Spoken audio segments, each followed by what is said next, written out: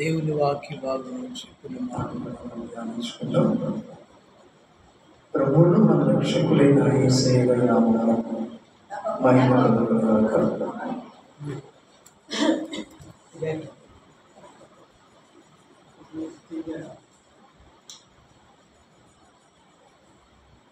యేసయ్య గారి నామమునకు మహిమ కలుగును గాక. ప్రభువును సంఘము ఎప్పుడు ప్రార్థించే సంఘముగా ఉండాలని దేవుడు కోరుకుంటున్నాడు. సంఘము క్షేమము కలిగి అభివృద్ధి చెందాలంటే ప్రార్థన కలిగి సంఘానికి ఎక్లీషియా అనేటువంటి పేరు. ఎక్లీషియా అంటే కాల్డ్ అవుట్, ఇంగ్లీష్లో కాల్డ్ అవుట్ అని అర్థం. కాల్డ్ అవుట్ అంటే లోకంలోంచి వేరు చేయబడిన స్థితి అని పిలిచాడు. చీకటిలోంచి మనము ఆశ్చర్యకరమైన తన వెలుగులోకి ఆయన కాల్డ్ అవుట్ పిలిచాడు. చీకటిలో ఉన్న మన కష్ట ఆయన వెలుగులోకి పిలిచిన వారే దేవుని సంఘం అని అంటారు. వెలుగులోకి వచ్చిన వారే దేవుని సంఘం అని అంటారు. దాన్ని ఇంగ్లీష్లో ఎక్లీషియా అని భక్తులు సంబోధిస్తారు. అంటే సంఘము దేవునికి సత్యములకు స్తంభముగా ఉండాలి. సంఘం ఎలా ఉండాలన్నా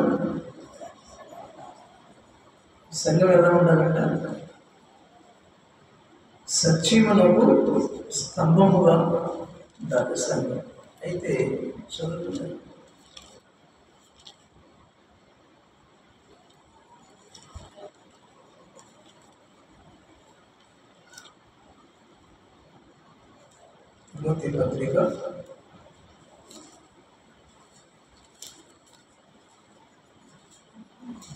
పత్రిక 3వ అధ్యాయం 14-15 శీఘ్రముగా నీ యొద్దకు వత్తునని నిరీక్షించుచున్నారు. అయినను నేను ఆలస్యము చేసిన ఎడల దేవుని మందిరములో అనగా దేవుని సంఘములో జనులు ఎలాగూ ప్రవర్తింపవలెనో అది నీకు తెలియవలెనని ఈ సంగతులు నీకు వ్రాయుచున్నాను. ఆ సంఘము సత్యమునకు స్తంభమును ఆధారమై నిరాక్షేపముగా గొప్పదై ఉన్నది. సంఘం ఎలా ఉండాలి? సంఘంలో జనులు ఎలాగ ప్రవర్తించాలో కూడా దేవుడు చెబుతున్నాడు. ఎలాగ ప్రవర్తించాలో అని మాట్లాడుతుంది. ఎలాగ నడుచుకోవాలి పౌలు గారు తిమోతికి రాస్తున్నారు. జీవము గల దేవుని సంఘం ఒకటి. సంఘం ఎలా ఉందంటే జీవము గల దేవుని సంఘంగా లివింగ్ చర్చ్ అంటారు. సంఘంలో జీవం ఉండాలి. సంఘము జీవించిన సంఘముగా ఉండాలి. బ్రతికి అంటే జీవము లేదు అంటే చచ్చిపోయిన సంఘం, చచ్చిన సంఘం అంటారు, మృత సంఘం అంటారు. కాబట్టి జీవము ఉండాలి. సంఘంలో ఏముండాలంటే జీవం అంటే ఉజ్జీవము. జీవాన్ని ఏమన్నాడంటే ఇంకా ఉజ్జీవము అంటే అందరూ ఆత్మతో నింపబడిన స్థితి. ఉజ్జీవం అంటే అందరూ మార్పు చెందిన స్థితి. ఉజ్జీవం అంటే అందరూ భయభక్తులు కలిగి దేవుడు అంటే భయపడుతూ మందిరానికి ప్రార్థనకి ఉండే స్థితి కలిగిన స్థితిని ఉజ్జీవం అంటాడు. ఆత్మ ఫలాలు కలిగిన స్థితిని ఉజ్జీవం అంటాడు. మార్పు, చేంజ్. కాబట్టి జీవం అంటేనేమో దేవుని ఆత్మ. జీవము లేకపోతే ఇప్పుడు చనిపోయిన వ్యక్తిని ఏమంటాడు? జీవము లేదు, ప్రాణం లేదు అంటే డాక్టర్ గారి దగ్గర తీసుకుంటే ఏమంటాడు? చేపట్టుకొని లైఫ్ లేదమ్మా, చనిపోయాడు, జీవము లేదు, ప్రాణము లేదు, జీవము లేదు. ఆత్మ లేదని అర్థం. దేవునికి స్తోత్రం. ఆత్మ బయటికి వెళ్ళిపోయింది కాబట్టి బాడీ మాత్రమే, మట్టి బాడీ మిగిలి తీసుకెళ్ళండి అని చెప్పిస్తారు. అలానే సంఘంలో కూడా జీవం ఉన్న స్థితి ఉండాలి. జీవం ఉంటే ఎలా ఉంటామో, జీవం లేకపోతే ఎలా ఉంటామో మనం తెలుసుకోవాలి. జీవం లేని దాన్నేమో శవం అన్నాను, జీవం ఉన్నదాన్నేమో లైఫ్ అంటున్నాడు, జీవితం అంటున్నాడు, బ్రతుకు అంటున్నాడు. బ్రతికి ఉన్నది, బ్రతుకుతూ ఉంది అని అర్థం. దేవునికి మహిమ కలుగుతుంది. బ్రతికినట్టు జీవిస్తున్నట్టు మనం ఎలాగ జీవిస్తున్నాం కదా, రోజు శుభ్రపరుచుకుంటూనే ఉన్నాం. అన్ని విషయాల్లో జాగ్రత్తగా మనకు కావలసినవి సంపాదించుకుంటున్నాం. సంఘంలో బాడీకి కావలసినవన్నీ కూడా ఉదయం నుంచి సాయంత్రం కష్టపడి సంపాదించుకుంటున్నాం. అంటే పరిశుద్ధతకు ప్రాముఖ్యత ఉంది. మనకి ఏది కావాలో వాటిని సమకూర్చుకుంటున్నాం జీవం ఉన్నప్పుడు కదా. ప్రార్థనకు వస్తున్నాం, మంచిగా జీవిస్తున్నాం, మంచిగా నడుచుకుంటున్నాం, ప్రార్థిస్తున్నాం, ఆత్మతో నింపబడుతున్నాం, వాక్యానుసారంగా వాక్యాన్ని వింటున్నాం, వాక్యానుసారంగా వాక్యం చదువుకుంటున్నాం, అనుదినం ప్రార్థిస్తున్నాం. అదే జీవం లేదనుకోండి, ఇవన్నీ చేస్తామా? ఏమైపోతాం? నిర్జీవం అయిపోయి శవంగా మార్చబడి కదా, చివరికి మన్నైన వెనుకటి వాళ్ళు మన్నమున్నట్టుగా మట్టికి వెళ్తాం. దేవునికి స్తోత్రం.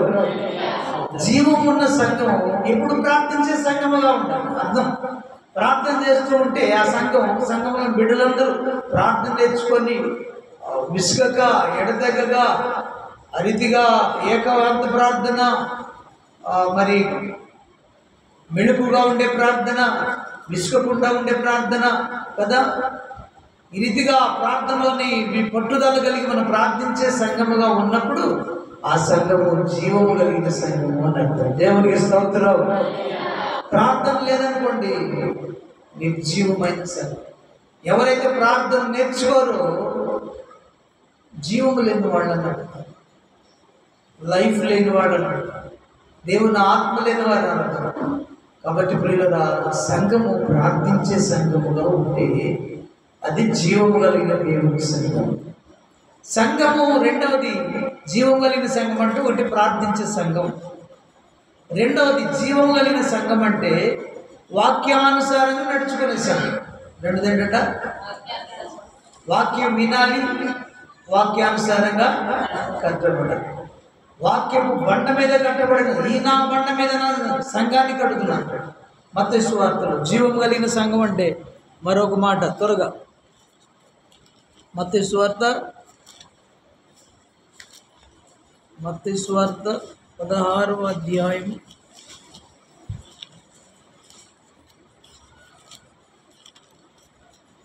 18వ వచనం.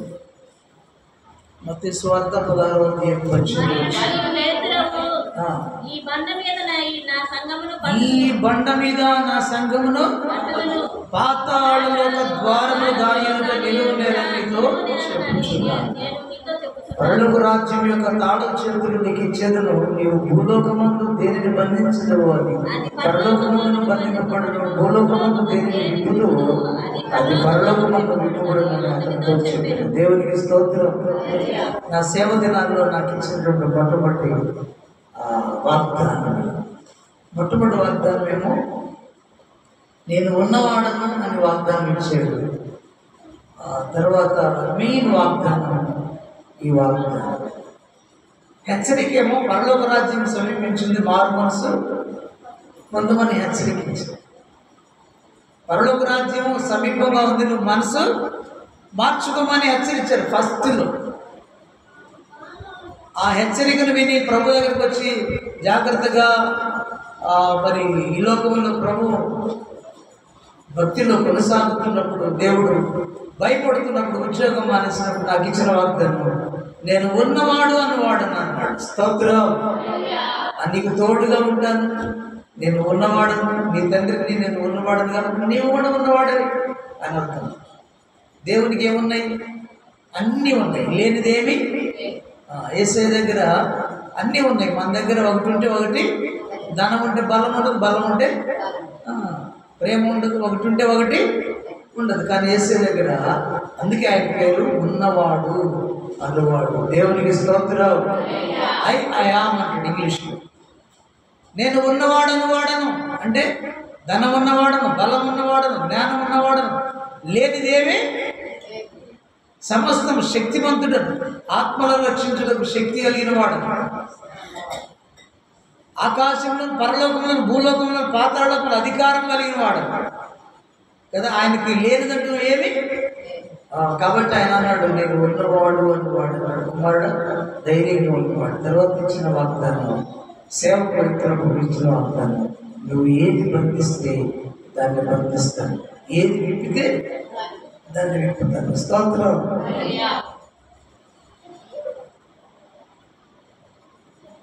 ఒక నది ఉందంట, ఆ నది దగ్గర 4 దూతలు కట్టేసాడంట దేవుడు. ఒక దూతలు పంపించి దానికి ఉన్న కట్లు, ఆ 4 దూతలకు ఉన్న కట్లు విప్పమన్నాడంట. అవి విప్పేస్తే ఆ దూతలు వచ్చి ఏం చేశాక 4 దిక్కులు ఉన్నటువంటి గాలిని పట్టుకున్నాయంట. దేవునికి స్తోత్రం. భూమి మీద చెట్టుకైనా పుట్టకైనా మనుషులకైనా గాలి ఇచ్చకుండా గాలిని పట్టుకునడానికి వాళ్ళకి అధికారం ఇచ్చాడు, విప్పాడు. దూతలను ఏం చేశాడంట దేవుడు, సమయం వచ్చినప్పుడు వారిని విప్పమన్నాడు, వాడిని విప్పేశాడు. ఇక కొన్ని దినాల తర్వాత దేవుడు ఏం చేస్తాడంటే సాతాను పాతాళాలను బంధిస్తాడంట. అర్థమైందా? విప్పటం అంటే బంధించడం అర్థమైందా? సాతాను ఏం చేస్తాడంట పాతాళంలో బంధిస్తాడంట. ప్రకటన గ్రంథంలో కొద్ది కాలం అతను సాతానుని దేవుడు యేసయ్య బంధించెను అనే లేఖనాలు 1000 సంవత్సరాల వరకు బంధిస్తాడంట. అప్పుడు ఈ లోకంలో నీతి రాజ్యం, శాంతి రాజ్యం, కక్షలు లేవు, కార్పణ్యాలు లేవు, మరణాలు, వ్యాధులు లేవు, బాధలు, ఏ గొడవలు ఉండవు, కరువు ఉండదు, ఖడ్గం ఉండదు. సమాధానకరమైన రాజ్యాన్ని యేసయ్య స్థాపిస్తాడు భూలోకంలో రాబోయే దినాల్లో. దేవునికి స్తోత్రం. అప్పుడు మనం ఉంటాము, మరి పరిశుద్ధులుగా ఎత్తబడి మనలో వచ్చి భూలోకంలో రాజ్యం చేస్తాం. మనకైతే ఇంకా తెలియదు, ఎవరికి వాడికి తెలియదు. కాబట్టి బంధిస్తాడు సాతాను. అలానే దేవుడు ఏమంటాడు, వాగ్దానం చేస్తున్నాడు. ఏమైనా వాగ్దానం చేస్తున్నాడు? నా కుమారుడు నువ్వు ఏది బంధిస్తే దాన్ని బంధిస్తాను, ఏది విప్పితే దాన్ని విప్పుతాను. మనం మన జీవితంలో సేవకులు చేయాల్సిన గొప్ప పని ఏంటంటే సాతాను కట్లను విప్పాలి. దేవునికి స్తోత్రం. సేవకుని యొక్క బాధ్యత ఏంటంటే వీళ్ళ సాతాను కట్లను, కొందరు కట్లు కడతారు. ఇది మా సంఘం, ఇది మీ సంఘం, ఇది కట్టు. ఈ సేవకులు కట్టిన కట్లు. దేవునికి ఆ సంఘం ఈ సంఘం అని ఎవడు మారు మనసు పొంది భయభక్తులు కలిగి రక్షించబడి, ఎవడు ప్రభువులో రక్తంలో కడగబడి దినదినము ఆయనలో ఎదుగుతూ ఉంటాడో ఆయనే, వాడే తన ప్రభువారి యొక్క సంఘం. అంతేగాని మనం కట్టుకున్నట్లుగా నాదొక సంఘం, నీదొక సంఘం, నీకు నాకు కుదరదు అనే విషయం దేవుని దగ్గర పనికిరాదని అర్థం. నా సంఘం ఎంత పడుద్ది అంటాడు యేసన్న, నా సంఘం ఎంత పడుద్ది అంటాడు హెబ్రోను. అబ్బో, వాళ్ళనైతే అస్సలు పట్టుకోలేదు హెబ్రోన్ వాళ్ళు కూడా. ఏదో ఒక రకంగా వాళ్ళ సిద్ధాంతాలు పెట్టి కట్లు కట్టుకొని మనుషులకు కల్పించిన పద్ధతులు, దైవోపదేశాలను బోధిస్తూ ఉన్నారు. ఎవడికి ఒక సంఘాన్ని కట్టుకొని వాడు ఒక సిద్ధాంతాన్ని బోధిస్తూ ఉంటారు. కాబట్టి ఈ సంఘాలన్నీ దేవునివి కాలేవు. ఏ సంఘం అయితే క్రీస్తు రక్తంలో కడగబడి, ఏ ఆత్మ అయితే క్రీస్తు రక్తంలో కడగబడి ఆయన ఆజ్ఞానుసారంగా వాక్యానుసారంగా నడుచుకుంటాడు, ఆ సంఘమే ఎంతబడే సంఘమై దేవుని భయం కలిగిన వారు, భక్తి కలిగిన వారు, వాక్యానుసారంగా నడుచుకున్నవాడు, రక్షణ పొందిన వారు కదా, జీవితాన్ని మా లోకం నుంచి వేరు చేసుకొని భయభక్తులు కలిగి నడుచుకున్న వాళ్ళే దేవుని సంఘం. ఆత్మఫలాలు ఫలించే సంఘమే దేవుని సంఘం, ఎత్తపడే సంఘం అయితే. మనం చెప్పుకున్నట్లుగా ఎవరి సంఘాలు వాళ్ళు ఎత్తపడలేదు. కాబట్టి ప్రియ దేవుని పిల్లలారా, సేవకులు అనేవాళ్ళు ఏం చేయాలంటే వాళ్ళు కట్టిన కట్లు విప్పాలి. కట్లు, భయంకరమైన కట్లు. నీ పార్టీ నా పార్టీ, నీ సంఘం నా సంఘం, నీ కులం నా కులం, నీ మతం నా మతం. ఎన్ని కట్లు? కుల కట్లు చూడ ఎవరు కలుస్తారేమో. ఇప్పుడు కలుస్తున్నారు దేవుని దయ వల్ల. అందరూ సమానంగానే ఉంటున్నారు.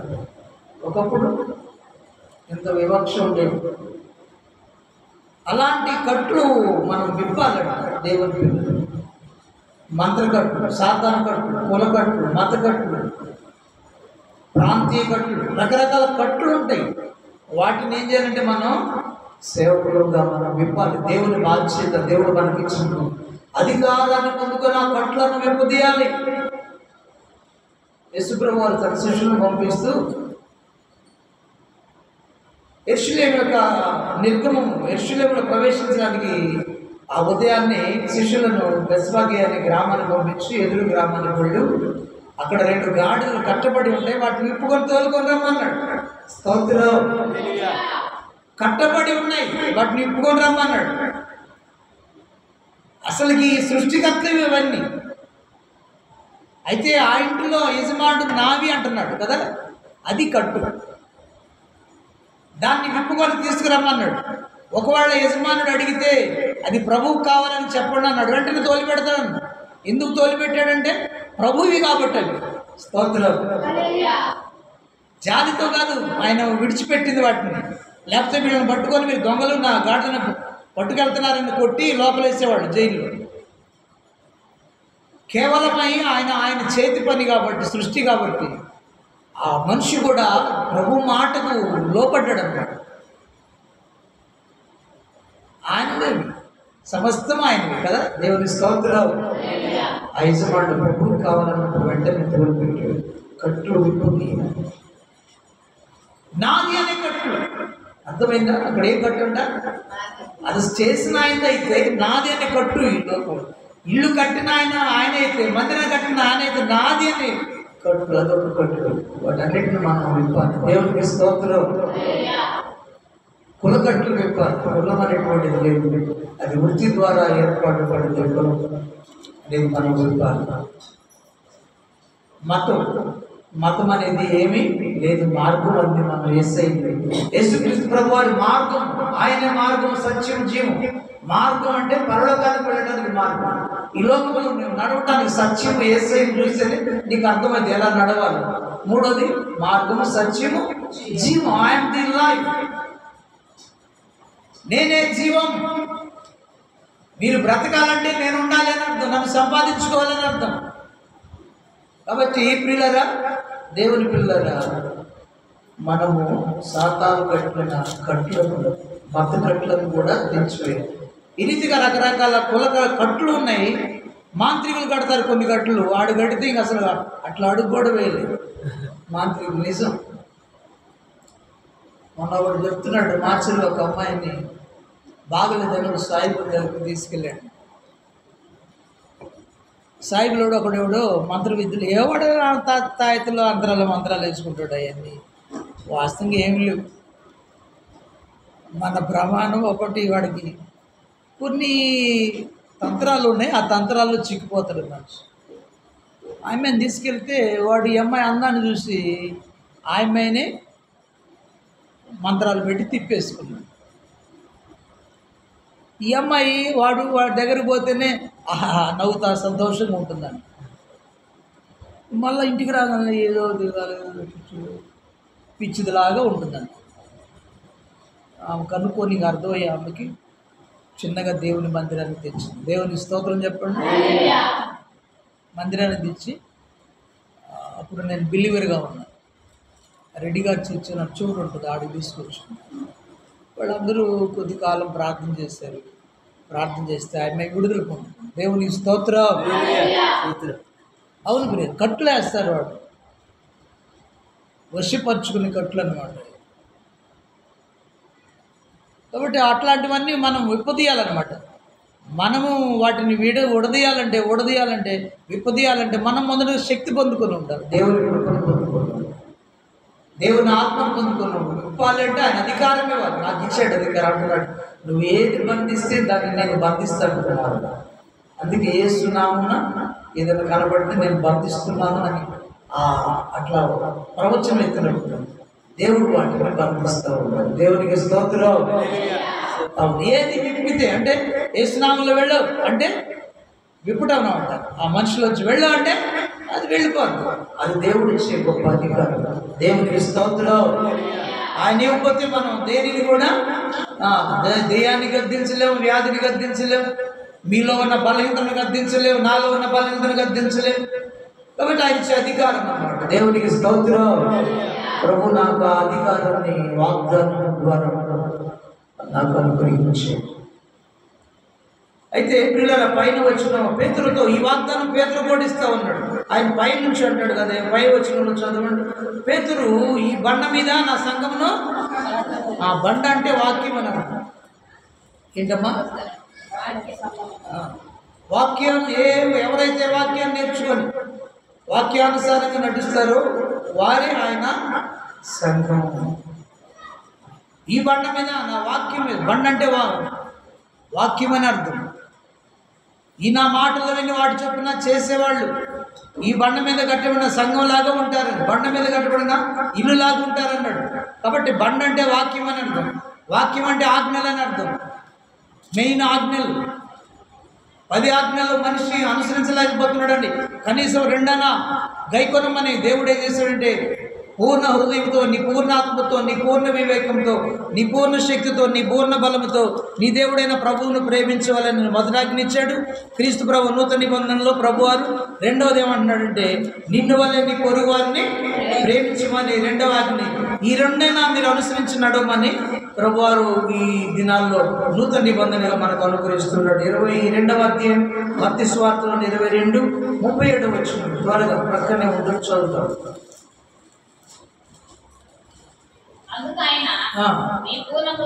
నీ పూర్ణ హృదయముతోను, నీ పూర్ణ ఆత్మతోను, నీ పూర్ణ మనస్సుతోను నీ దేవుడైన ప్రభువును ప్రేమింపవలెను. ప్రేమించాలి, దేవుణ్ణి పూర్ణంగా ప్రేమించాలి.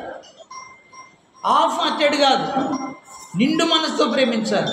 పాటలు పాడతారు సేవకులు, ఎవరు రాశారు దైవజనులు, ఎలాగ సేవించాలంటే నిండు మనసుతో నిన్నే కొలిచేము దేవా, నిండు కనులలో నిన్నే నిలుపుకొందునయ్యా, పండు వెన్నెలే మాకు నీ కరుణతో,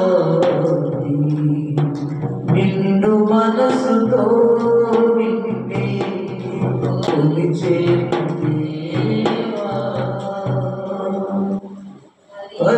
పరిపక్వమైన మా పాపాలెల్లబాపి, మా బ్రతుకు వెలుగు బాట చూపి, పరిపక్వమైన మా పాపాలెల్లబాపి, వదిలేని మా బ్రతుకు వెలుగు బాట చూపి, నది చేసి సంరక్షించు మా మాలిదైవమా, నది చేసి సంరక్షించు మా మాలిదైవమా, నిండు మనసుతో నిన్నే కొలిచేము దేవా. ఆమేన్, హల్లెలూయా. నువ్వు దేవుడిని ప్రేమించును పూర్ణ హృదయంతో, పూర్ణ ఆత్మతో, పూర్ణ మనసు, పూర్ణ వివేకం, పూర్ణ శక్తితో, పూర్ణ బలముతో, నిండు మనసుతో, నిండు హృదయంతో ఆయన ప్రేమించాలి. ప్రేమించాలి అంటే నా ఆజ్ఞలను కైకొనటమే నన్ను ప్రేమించడం అంటున్నాడు. కాబట్టి ప్రియులారా, దేవుడు అంటే భయభక్తులు కలిగి దేవుని కన్నా మిన్నగా ఏది ప్రేమించకూడదు. అప్పుడు దేవుని ప్రేమించినట్టు. దేవుని కంటే మనం ఎక్కువగా ఏది నీ ఉద్యోగాన్ని ప్రేమించినా, దేవుని కంటే నువ్వు ఎక్కువగా నీ పొలాన్ని ప్రేమించినా, దేవుని కంటే నీ ఆదాయాన్ని ప్రేమించినా, దేవుని కంటే నీ పిల్లలను ప్రేమించినా, నీ కుటుంబాన్ని ప్రేమించినా, దేవుని కంటే నీ ఆస్తిని ప్రేమించినా, నీ బంధువులను ప్రేమించినా, నీ బలగాన్ని ప్రేమించినా, నీ అందాన్ని ప్రేమించుకున్నా, నీకున్న ఏదైనా నువ్వు ప్రేమిస్తే హాఫ్ హార్టెడ్ ప్రేమే నీది, సగం ప్రేమే నమ్మకం దేవుని మీద. మొదట దేవుని ప్రేమించాలి, ఆ తర్వాత మిగిలినవన్నీ. దేవునికి స్తోత్రం. పూర్ణ హృదయంతో ఆయనను ప్రేమించాలి కదా. అలా ప్రేమిస్తే వీళ్ళగా దేవుడు మనలను ఇష్టపడతాడు. రెండవది అంటాడు, నిన్ను వల్ల నీ పొరుగువానిని. కాబట్టి సంఘము వాక్యం మీద కట్టబడింది అంటే దేవుని వాక్యానుసారంగా నడిచినప్పుడు ఆ సంఘం అంటే దేవునికి ఇష్టం. అర్థమైందమ్మా? ఇట్టున్నారా? దేని ప్రకారం నడవాలి, కట్టబడాలి. ఇల్లు మంచి పునాది మీద కట్టబడితేనే ఆ ఇల్లు నిలబడు. అలానే సంఘం కూడా వాక్యం మీద కట్టబడితేనే నిలబడదు. కాబట్టి ఒకటి జీవము కలిగిన దేవుని సంఘము అని లోకం తెలుసుకోవాలన్నా, ఆ సంఘంలో జీవం ఉందిరా, దేవుడు ఉన్నాడు, దేవుని క్రియలు ఉన్నాయని లోకం అంతా తెలుసుకోవాలన్నా, ప్రభు మెచ్చుకోవాలన్నా, దేవుని సంఘము జీవము కలిగిన సంఘముగా ఉండాలి. జీవము కలిగిన సంఘము అంటే ప్రార్థించే సంఘం. పిల్లలందరూ కూడా ప్రార్థన నేర్చుకొని ఎక్కువగా ప్రార్థించేవారుగా ఉన్నప్పుడు ఆ సంఘాన్ని జీవము కలిగిన సంఘం అని అర్థం. రెండవది, ఆ సంఘము ఎలానా వాక్యము మీద కట్టబడిన సంఘంగా. వాక్యాన్ని ధ్యానించాలి, వాక్యాన్ని వినాలి, వాక్యాన్ని నేర్చుకోవాలి, వాక్యానుసారంగా నడిచినప్పుడు ఆ సంఘము జీవము కలిగిన సంఘము అని అర్థం. అంటే ఆ సంఘంలో జీవము, లైఫ్ ఉంది, ఆత్మ ఉంది, దేవుడు ఉన్నాడు. కాబట్టి ఈ రోజున ఇక మూడోది ఒకటంట జీవం కలిగిన సంఘం అంటే, రెండవది ప్రార్థించే సంఘం, మూడోది వాక్యపు బండ మీద కట్టబడే సంఘం. తర్వాత మూడోది, నాలుగవది సంఘం ఎప్పుడు దేవుడిని స్తుతించే సంఘముగా ఉండాలండి. ఎలా ఉండాలమ్మా? నాలుగవది ఎప్పుడు ఉదయకాలంలో లేచి దేవునిని స్తుతించే సంఘం, దేవుని ఆలయానికి వచ్చి దేవునిని స్తుతించే సంఘముగా, ఆరాధించే సంఘముగా. ఆరవది, ఐదవది ఎల్లప్పుడూ దేవునిని స్తుతియాగం చేయమన్నాడు. కాబట్టి సంఘం ఎప్పుడు దేవునికి స్తుతులు చెల్లించే సంఘముగా ఉన్నప్పుడు స్తుతుల పైన ఆయన ఆశీర్వదించాడు, స్తుతుల పైన ఆయన సింహాసనాసీనులుగా ఉంటాడు. ఆయన వచ్చినప్పుడు సంఘంలో ఉన్న బలహీనతలన్నీ కూడా విడుదలవుతాయి. స్తుతించితే సాతానుడు ఏం చేస్తాడ? పారిపోతాడు. దేవునికి స్తోత్రం. కాబట్టి స్తుతించే సంఘముగా ఉంటాడు. ఐదవది, ఆరాధించే సంఘముగా, ఆత్మతో సత్యముతో ఆరాధించే సంఘముగా ఉండాలి. సంఘం ఎలా ఉండాలి చెప్పండి? ఆత్మతో. 4:24 యోహాను సువార్తలో, నేను దేవుడు ఆత్మ కనుక ఆయన ఆరాధించేవారు ఆత్మతో సత్యముతో ఆరాధించేవాడుగా ఉండాలి. దేవునికి స్తోత్రం చెప్పండి. కాబట్టి పిల్లల సంఘము ఆరాధించి ఆత్మతో ఆరాధించాలి, సత్యములో ఆరాధించాలి అనే అర్థం. ఆత్మతో ఆరాధించే సంఘముగా. సత్యం అంటే దేవుని వాక్యమే సత్యం. కాబట్టి వాక్యం బండ మీద కట్టబడిన సంఘం వల్లే దేవునికి ఇష్టమైన సంఘం. దేవునికి స్తోత్రం. అని చెప్పాను, ఒకటి జీవం కలిగిన దేవుని సంఘం లాగా ఉండాలి. జీవము కలిగిన దేవుని సంఘము అంటే ప్రార్థించే సంఘం. రెండోది వాక్యము బండ మీద కట్టబడిన సంఘం. మూడోది స్తుతించే సంఘం. నాలుగవది, ఐదవది ఆరాధించే సంఘము. ఆరవది ఎత్తబడే. ఈ సంఘమే ఎత్తబడే సంఘంగా ఉంటుంది. దేవునికి స్తోత్రం. అప్పుడు నీవు సిద్ధపడిన సంఘం అన్నది, సిద్ధపడిన సంఘం అని అర్థం. ఆత్మదీపాన్ని వెలిగించుకున్న సంఘం అని అర్థం. ఈ సంఘమే అలాగే సిద్ధపడి ఉంటే ప్రభు రాకడలో ఎత్తబడే సంఘముగా ఉంటుంది. దేవునికి స్తోత్రం. ప్రభు మాట విని ఆయన కడపూర శబ్దం విని వెంటనే మృతులక్షలుగా తిరిగి లేపబడతారు కదా. సజీవులైన మనం అలానే మేఘములను మార్పు చెంది మేఘాల మీద కొడుకోబడతారు. దేవునికి స్తోత్రం. అవును, అక్కడ నెమ్మది పొందుకుంటాం. పరలోక రాజ్యం ఆకాశంలో కదా 7 విందులో మనం పాల్గొంటాం. ఎవరైతే అలాగే సిద్ధపడకుండా ఉంటారో పిల్లగా విడువబడిన సంఘములాగా ఉంటారు. ఈ లోకంలో విడువబడితే రాకడలో ఎత్తబడకుండా విడువబడ్డాలనుకోండి, అప్పుడు ఎలా ఉంటుంది? 7 మహా శ్రమలు ఉంటాయి. నీ ప్రయాస అంతా ఎటుపోద్దు. చాలా నియర్గా ఉన్నాయి 7 మహాశ్రమలు, చాలా దగ్గరగా ఉన్నాయి శ్రమలు. చాలా దగ్గరగా ఉంది ప్రభు రాకడ, చాలా దగ్గరగా ఉంది మూడో ప్రపంచ యుద్ధం, చాలా దగ్గరగా ఉంది లోకపు యొక్క శ్రమల కాలం. సిద్ధపడుతున్నాము. కాబట్టి ఈ రోజున మన విషయం ఏంటంటే సంఘం ప్రార్థించే సంఘముగా ఉండాలి. ఎవరు మరి ప్రార్థన చేస్తున్నారా? ప్రార్థన నేర్చుకుంటున్నారా? మొరపెట్టడం నేర్చుకుంటున్నారా? రోధించడం నేర్చుకుంటున్నారా? విసుగకు ప్రార్థించడం నేర్చుకుంటున్నారా? ఏకాంతంగా ప్రభు సన్నిధిలో కనబడుతున్నారా? ఆత్మతో ప్రార్థించడం నేర్చుకుంటున్నారా? లేదు.